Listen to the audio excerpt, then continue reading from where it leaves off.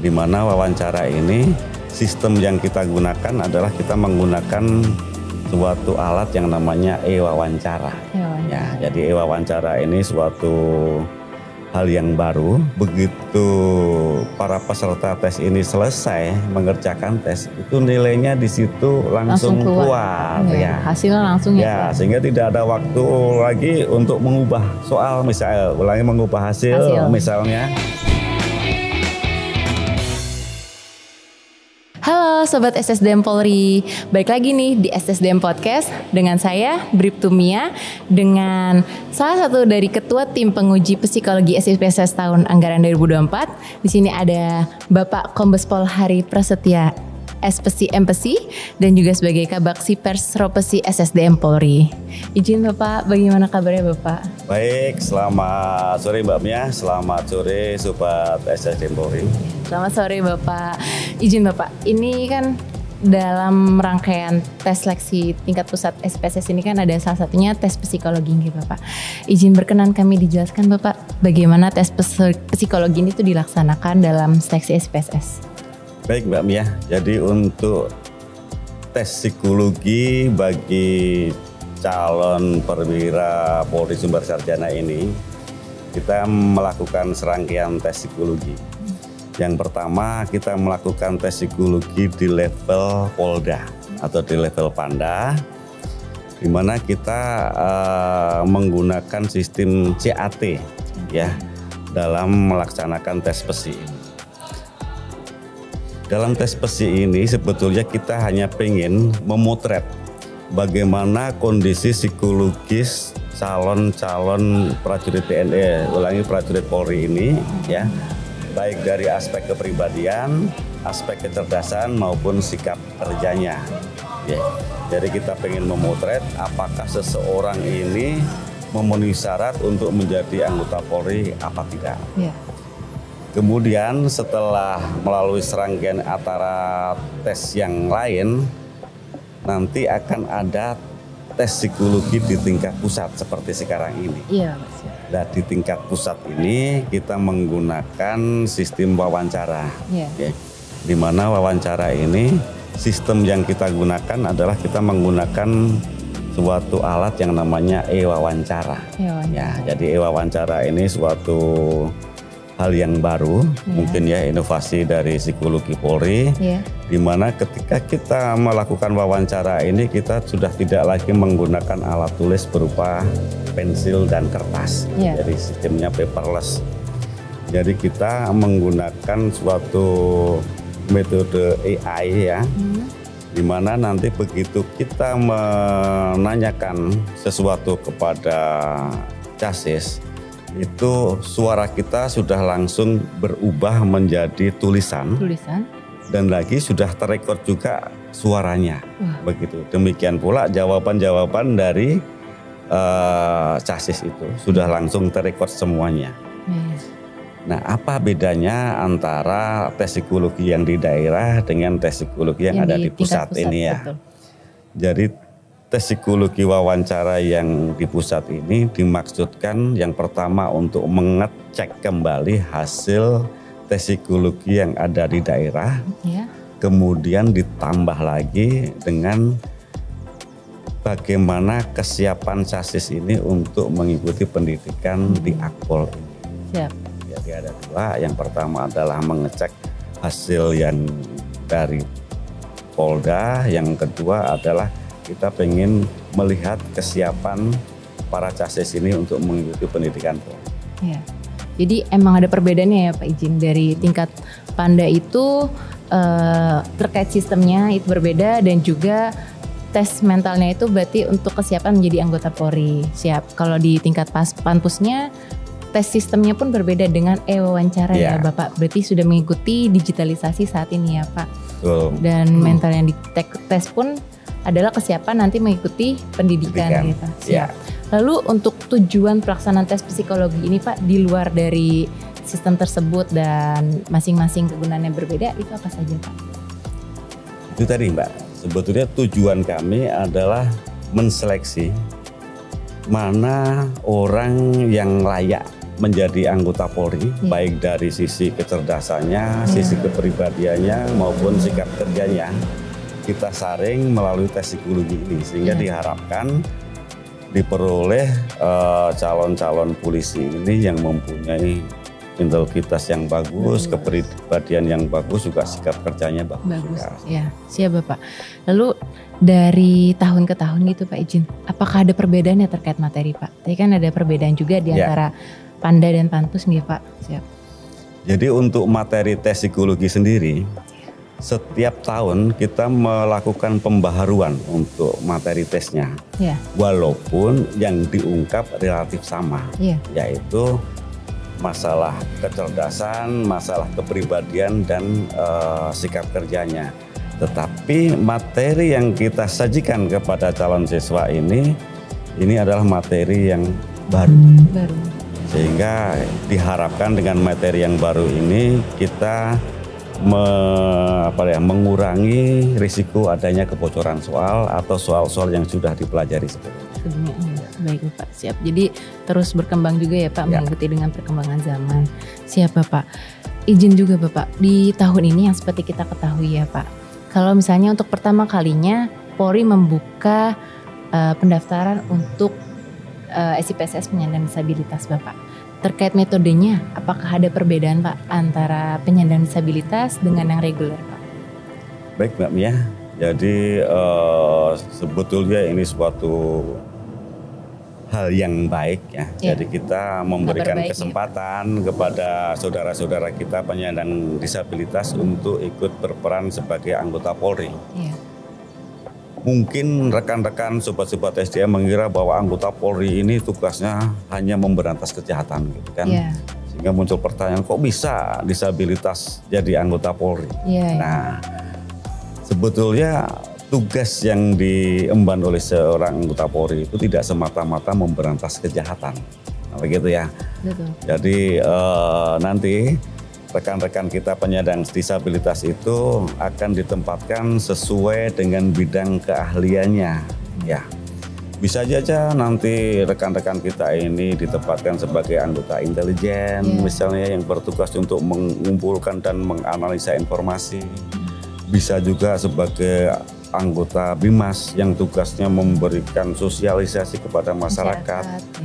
Menunjukkan bahwa inilah saya sebagai penyandang disabilitas saja masih bisa berkarya, masih bisa menunjukkan eksistensi dirinya, kemampuan dirinya menjadi anggota Polri.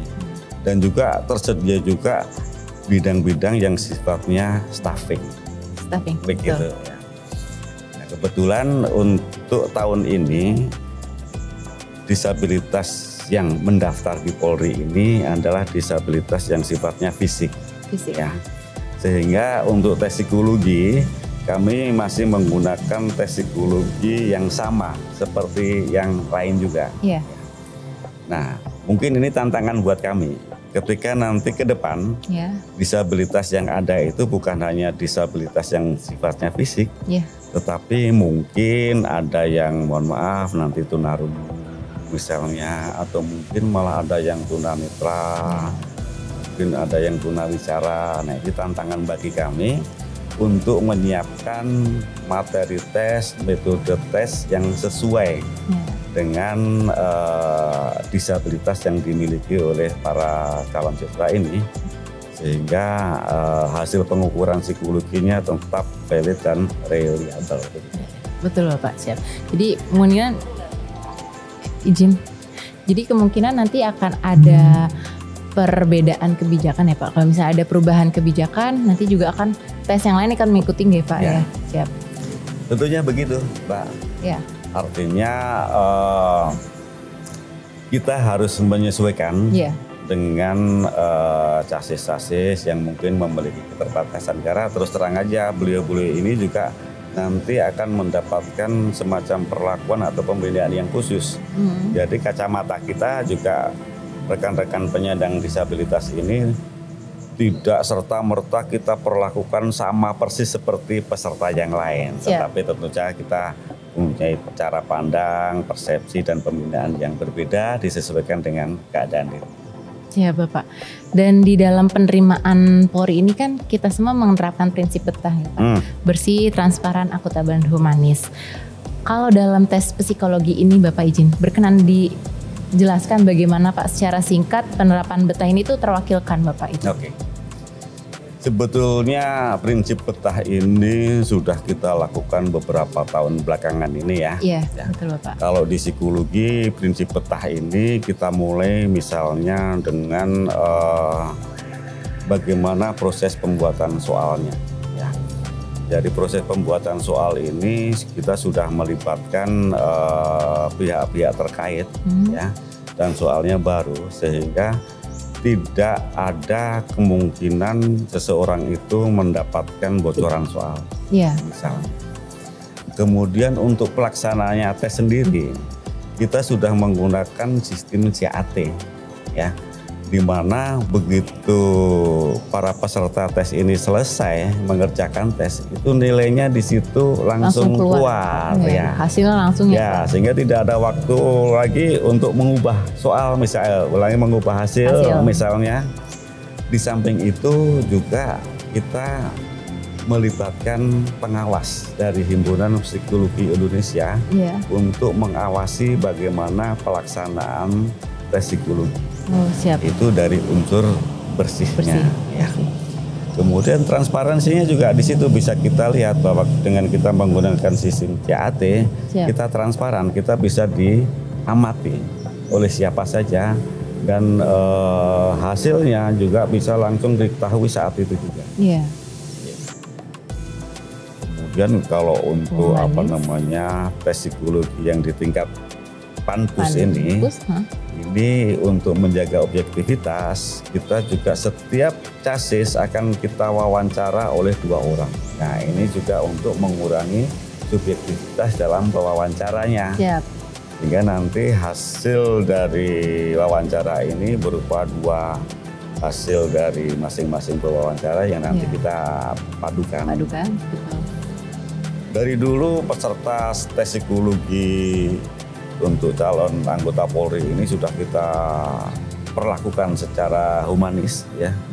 Ya tidak akan kita biarkan berpanas-panasan gitu. Kita sambut mereka dengan ramah, kita perlakukan mereka dengan baik. Bahkan kalau dalam wawancara ini kita juga berusaha menghilangkan jarak dengan para casis ini, dengan kita tidak menggunakan uniform, tidak menggunakan seragam. Sehingga tidak ada jarak dan mereka tidak ada rasa takut misalnya diwawancara oleh polisi yang mungkin pangkatnya bervariatif gitu Mbak ya. Betul, Pak. Siap. Izin Pak, tadi kan Bapak sempat menyebutkan kalau misalnya ada instansi lain ya Pak, atau pihak internal atau eksternal yang terlibat, itu siapa saja ya Pak? Kita dalam tes psikologi ini utamanya melibatkan dari Himpunan Psikologi Indonesia. Jadi perkumpulan dari psikolog-psikolog ini yang teman-teman sejawat kita minta bantuan untuk ikut mengawasi pelaksanaan tes ini. Bahkan dalam beberapa kesempatan mereka juga kita libatkan dalam wawancara psikologinya. Jadi wawancara 2 orang ini, satu dari pihak Polri, satu dari pihak Himpunan Psikologi Indonesia. Di samping itu kita juga melibatkan beberapa universitas untuk pembuatan soalnya. Gitu. Siap, jadi emang dari tim pengujinya pun juga mempunyai peran masing-masing ya Pak. Ada untuk wawancara dan juga pembuatan soal ya Pak. Siap. Lalu izin Pak, pertanyaan terakhir. Apa hasil yang diharapkan dari tes psikologi ini Pak? Dari Yasis. Jadi dengan adanya sistem betah ini Pak Mia, kita pengen mendapatkan calon-calon polisi yang sesuai dengan yang diharapkan, yaitu seorang polisi yang proaktif, seorang polisi yang prososial, seorang polisi yang selalu dekat dengan masyarakat. Di samping itu dia harus memiliki kecerdasan yang baik, kepribadian baik, dan sikap kerja yang baik. Istilahnya kita pengen polisi ke depan itu adalah polisi yang protagonis. mana dia bisa dekat dengan masyarakat, kemudian bekerja secara profesional. Profesional ya. Karena kan sekarang dampak dari sosial media itu sangat berpengaruh ya, Ya. Pak. Jadi emang diperlukan sekali tes psikologi ini untuk mengetahui bagaimana kepribadian dari seseorang tersebut ya, Pak. Betul sekali, Siap, Pak. siap. Terima kasih Bapak telah menyempatkan hadir di tengah sibukannya dalam tes psi ini, Pak. Semoga segala rangkaian tesnya berjalan lancar dan mendapatkan hasil yang terbaik, Bapak. Sobat SSDM, nantikan terus update SSDM Podcast. Jangan lupa subscribe dan follow akun resmi dari media sosial SSDM Polri. Sampai jumpa, salam presisi.